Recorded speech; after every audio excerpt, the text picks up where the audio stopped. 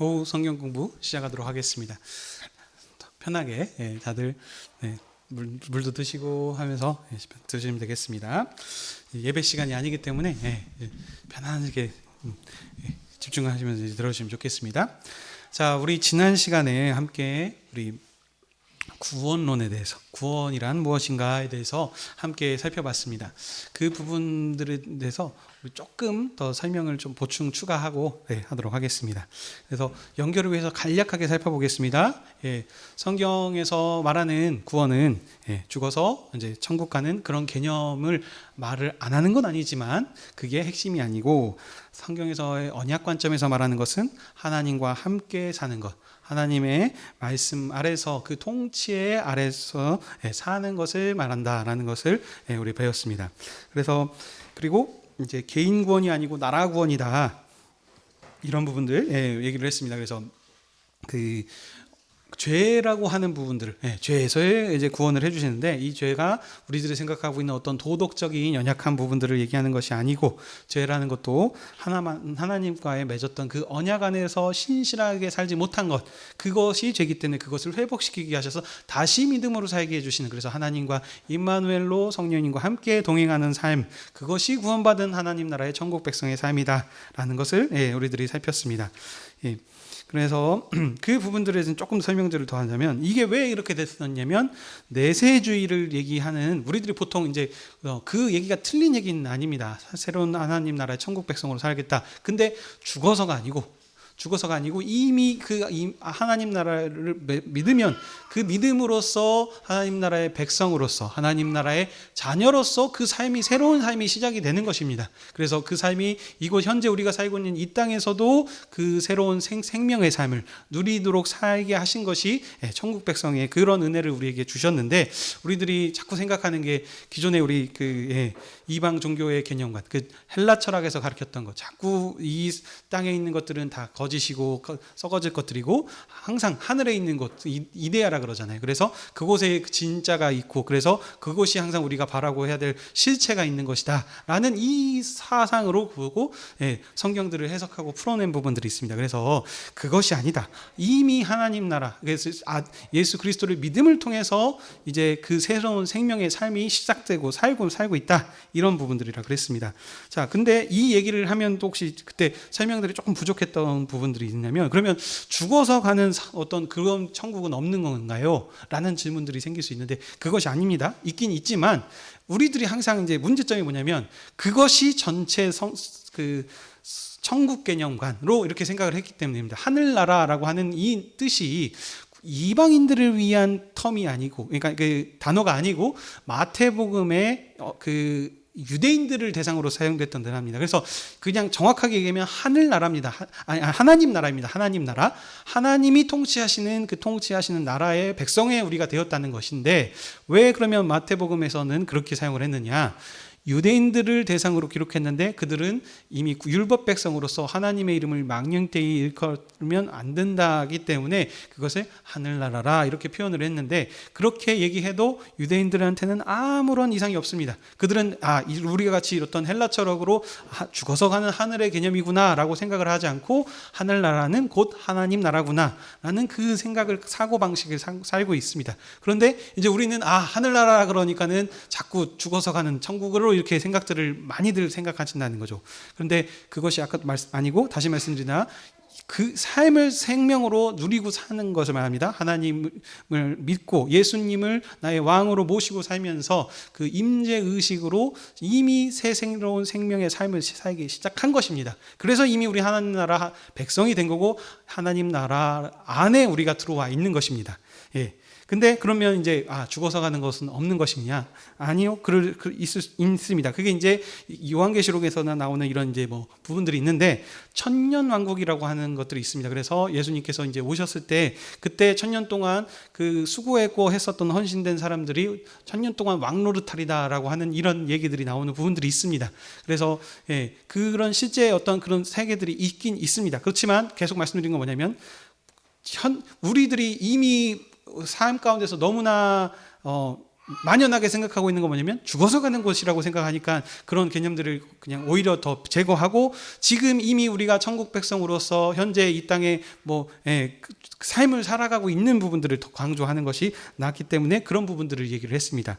자, 두 번째는 뭐냐면요. 자, 그러면 이제 죽어서 가는 곳에 아까 얘기했다는 그랬는데 그러면 그 땅이 없는 것이 아니고 있다 그랬는데 우리들이 성경에서 얘기하는 것은 혈연 관계에 어떤 연연하는 죽어서 가는 것이 아닙니다. 그러니까 우리가 이제 그리스도께서 재림해서 이 땅에 오시면 이제 우리가 뭐 죽어도 부활이 있을 것이다라고 하는 이 나라가 분명히 있습니다. 그렇지만 그때는 지금 현재 나의 어머니가 되시고 뭐 아들이 되고 딸이 되고 형제 자매가 되는 이런 어떤 혈연 관계의 그 관계로서 부활이 아닙니다.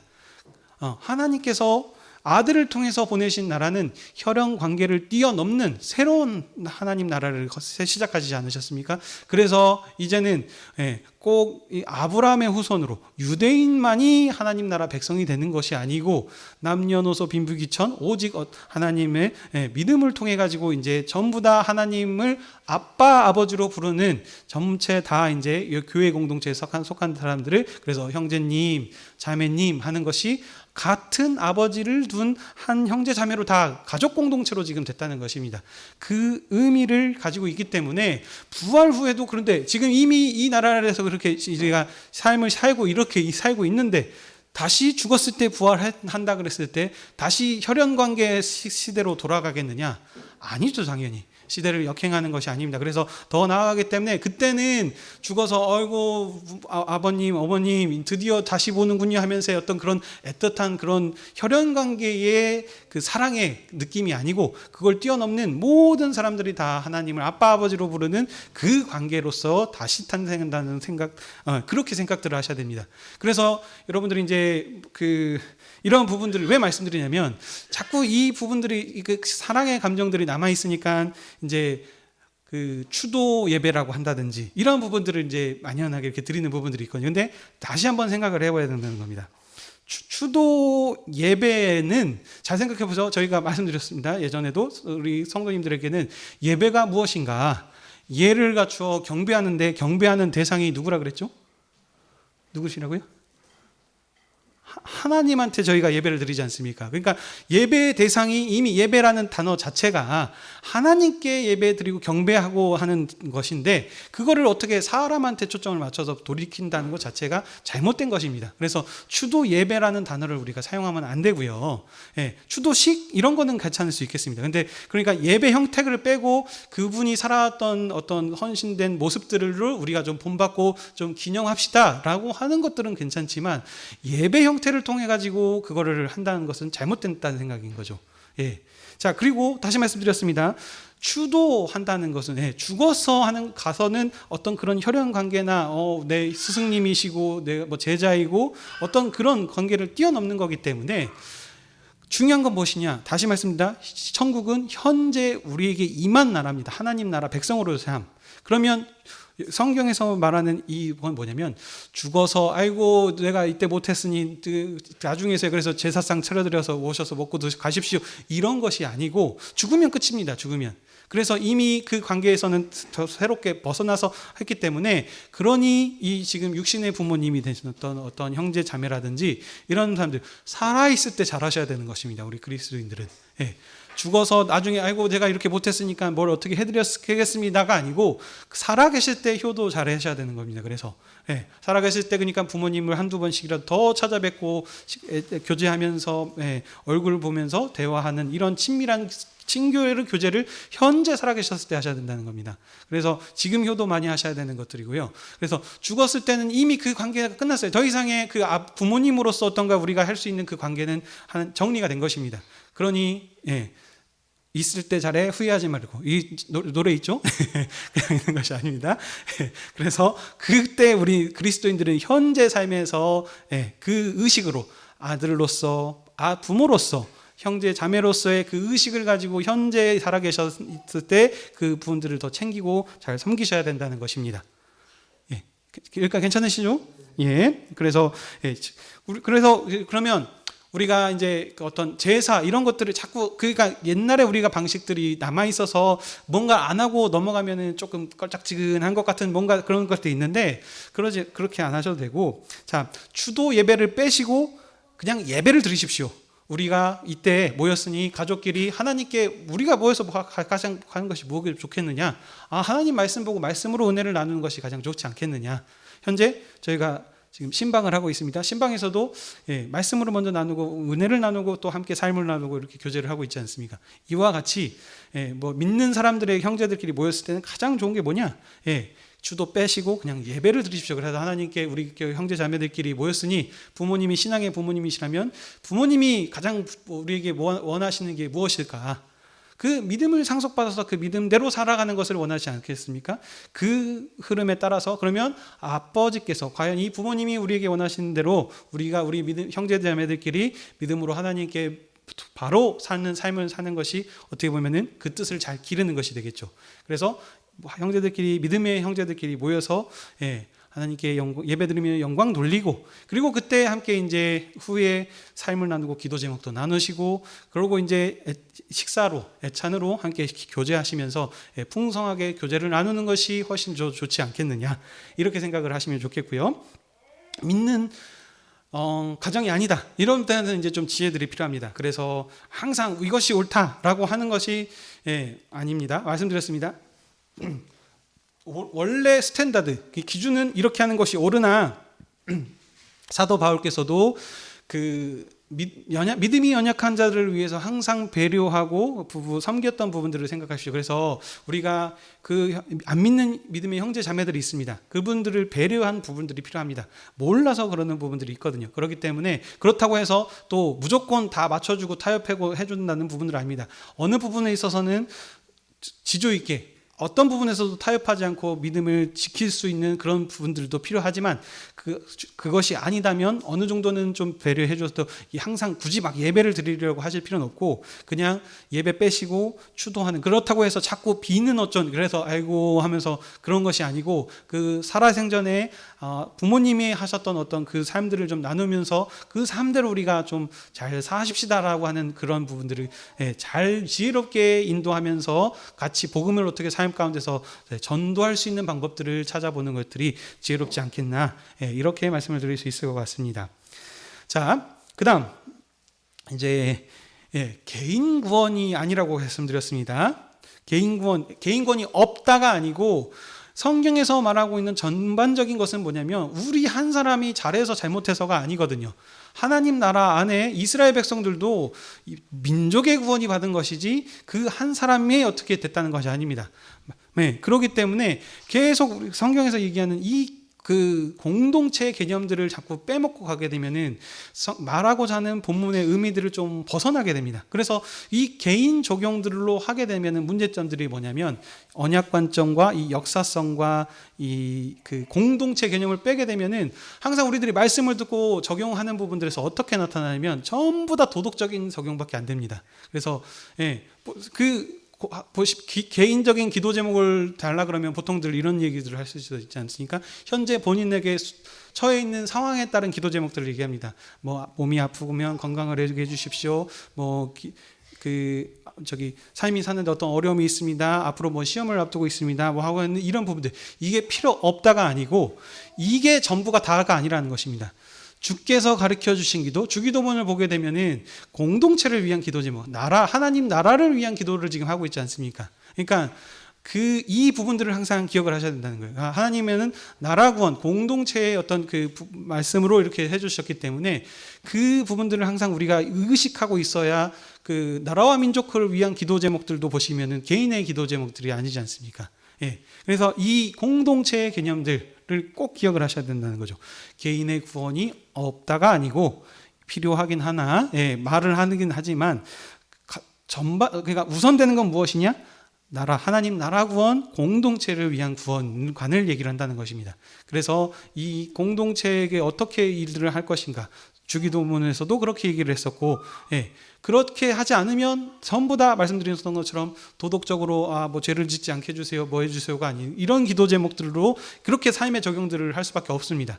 그렇지만 하나님께서는 그런 것이 지금 어떤 개개인의 도덕적으로 잘 살았냐 안 사는냐로 우리를 구원해 주신 것이 아니고 이미 언약 백성으로서 하나님 나라를 이뤄가는 데 있어서 참여하도록 하셨기 때문에 그 나라 개념, 공동체 개념을 항상 이 구원을 접근을 하면서 하셔야 된다는 것입니다. 자, 그 다음에 이 개인 구원이 또 그래서 뭐 어떤 문제점을 주냐면, 그러니까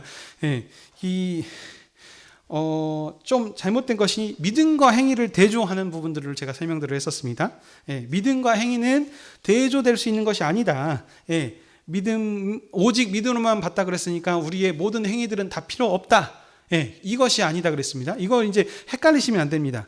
그러니까 믿음과 행위는 성경에서 말한 것처럼 그 동전의 양면성이 있다 그랬습니다. 그래서 같은 개념입니다. 같이 보셔야 됩니다. 그래서 이 행위가 없는 믿음이라는 것은 어떻게 보면은 안 믿는 것과도 같은 부분으로 지금 설명들을 하시는 부분들이 있습니다. 자, 그리고 이 믿음이 또 무엇이냐면, 그러니까 이 부분들이 이제 극단적으로 난 구원받았으니까 괜찮아 하면은 이제 구원파 쪽 같은 이런 이단으로, 그래서 아무렇게나 마음대로 해도 나는 어떤 악한 짓을 해도 나는 이미 구원받은 백성이니까 마음대로 살아도 돼, 이렇게 가는 것이 잘못된 거고, 반대로 또 이미 우리는 하나님 나라 언약 백성이 되었는데도 불구하고 자꾸 어떤 행위를 하게 된다 강조해서 우리가 착하게 살아야 되고 거룩한 성화된 백성으로 살지 않으면 무언가 구원을 받지 못하는 것처럼 해서 매일 새벽마다 주님 제가 또 이런 잘못을 했네요, 누구를 미워해서 누구를 어떻습니다 라고 하는 어떤 이런 극단적으로 빠지는 경우들이 생긴다는 겁니다. 그렇지만 이 두 가지를 띄어서 같이 분리시켜서 하는 것이 아니고, 성경에서는 믿음이란 여기서 죄에 대한 부분도 얘기했죠. 하나님 안에 언약에 신실하지 못한 것, 그러면 신실하게 삶을 살는 것, 그것이 믿음으로 살고 세상을 이기는 삶이라고 했기 때문에 그것을 항상 우리 가운데 적용해서 그 믿음으로 이기는 삶, 요렇게 믿음과 행위를 같은 동전의 양면으로 생각을 하셔야 된다는 겁니다. 이 믿음의 종류도 여러 가지가 있습니다. 오늘 아까 제가 사도행전에서 청독도 사도 바울이 전한 복음을 듣고 그 권세에 눌려서 어떻게 보면 떨었습니다. 어떻게 보면 이게 영접을 했는지 어쩐지는 우리가 알 수 없으나 예수님이 하셨던 일들, 하나님께서 이런 일들을 한다는 것을 어떻게 보면은 안 겁니다, 이론적으로. 그러나 믿었다고 할 수도 있겠죠, 어떻게 보면. 근데 이 믿음은 한마디로 진짜 믿음이 아니었던 것이죠. 이런 일들이 또 무엇이 있냐면, 하나님께서 예수님을 이 땅에 보내주셨습니다. 가장 먼저 알아본 것이 누굴까요? 마귀가 먼저 제일 알아봤습니다. 그래서 마귀가 알아봤어요. 다윗의 자손 예수 그리스도요 하면서 이 마귀도 이 예수님이 하나님의 아들이심을 알고 믿긴 믿었어요. 믿긴 믿었는데 이 구원을 받는 그런 어떤 하나님 나라의 언약 백성의 어떤 그런 구원이 얘기가 아니라는 것을 지금 벌써 아시겠죠.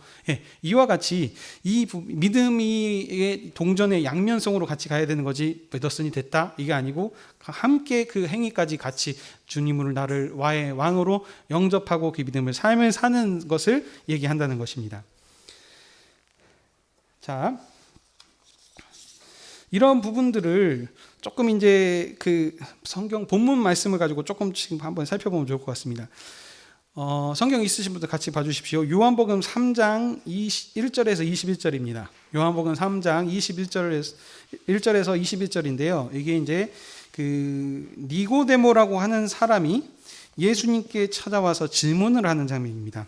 이 사람이 율법에 대해서 잘 알고 있는 사람이었습니다. 근데 예수님께서 지금 첫 표적으로 포도주를, 이거는 아마 이 사람은 몰랐을 겁니다. 그렇지만 이제 성전을 정화하시면서 어떤 그런 표적들을 보여주기 시작하시니까 이런 일들은 아무나 하실 수, 하나님이 함께 하실 수 있으면 아니 되는 일들입니다 하면서 얘기하니까는 갑자기 예수님께서 거듭나야 된다라고 하는 이런 질문들을 하는 부분들이 있습니다. 네, 한번 쭉 대충 이 흐름, 이 이야기들을 아시죠? 네, 자세히 이야기하는 것이 아니고 이제 쭉 보기 때문에 정리하면 그러니까 뭡니까? 뭐 뱃속에서 다시 들어가서 태어난다는 것이 아니고 성령으로 거듭나면 하나님 나라에 들어갈 수 없다. 그러니까 이게 지금 뭔 소리 하는 분을 진짜 아직도 잘 모르죠. 그래서 지금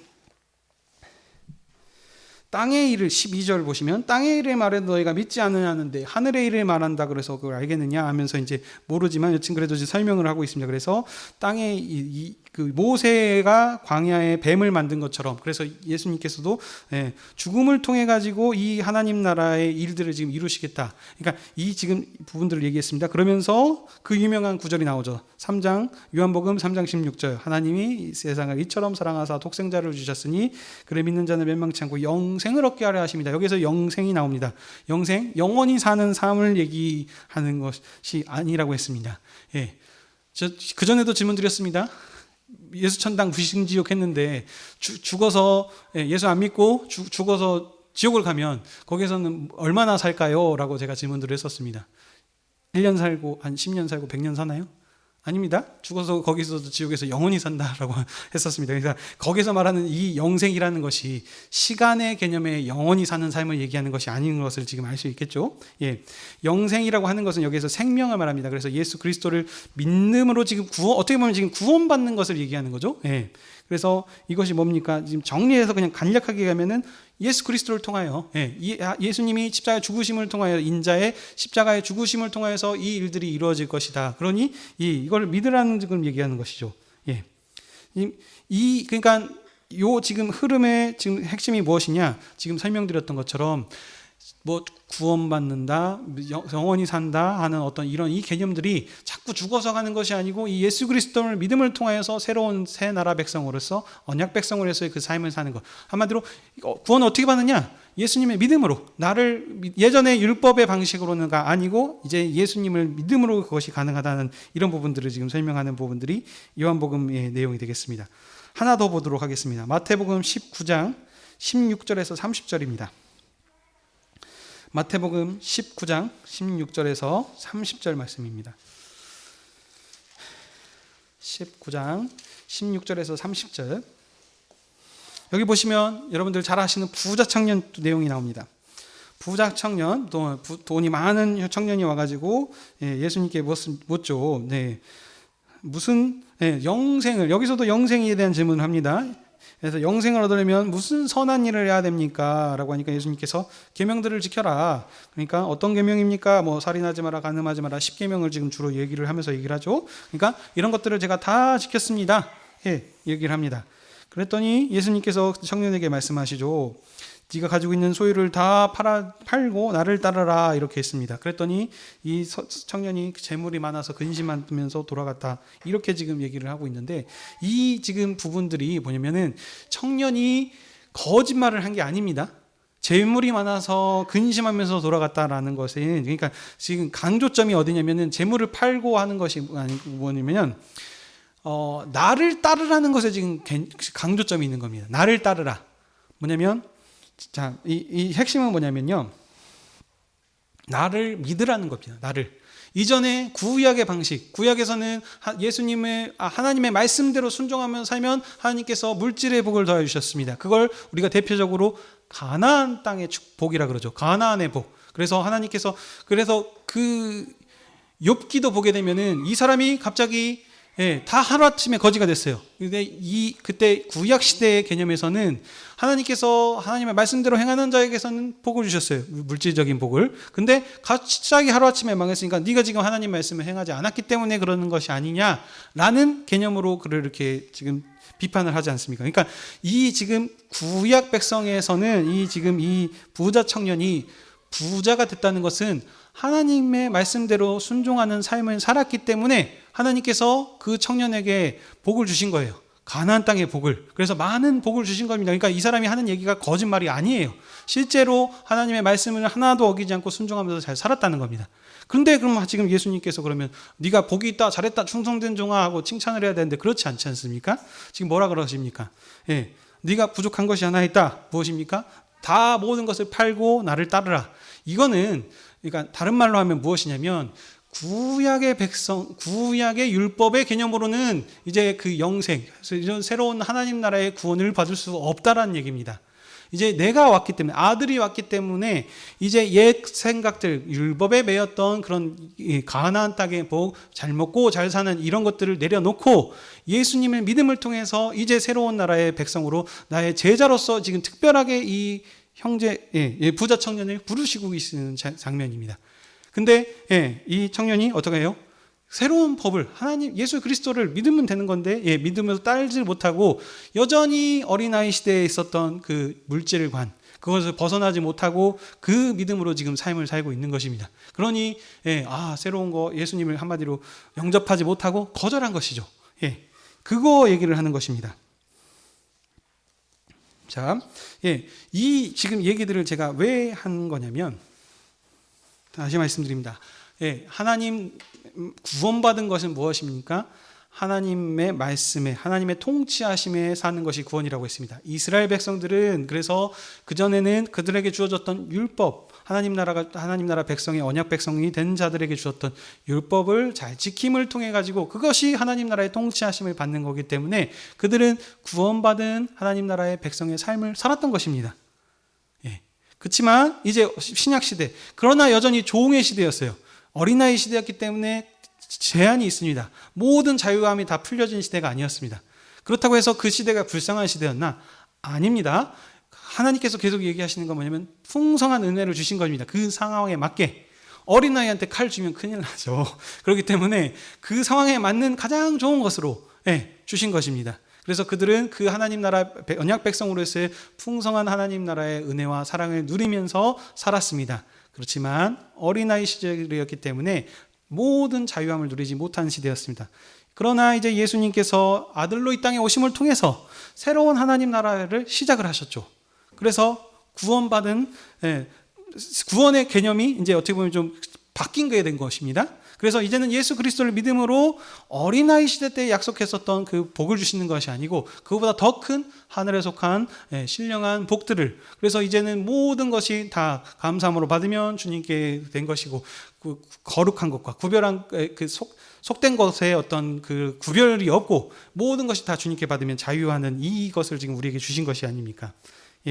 그래서 이것을, 그러니까 이제 그걸 주시기 위해서 이제 나를 믿으라, 그것이 너에게 영생하는 것, 다른 말로 하면은 구원받는 것, 새로운 하나님 나라 언약 백성으로서의 삶을 초대를 해주신 건데 이걸 받아들이지 못함을 통해서 어떻게 보면 이 부자 청년은, 죄송한 얘기지만 새로운 시대에서는 그 구원을 받지 못하게 되는 것이 된 것입니다.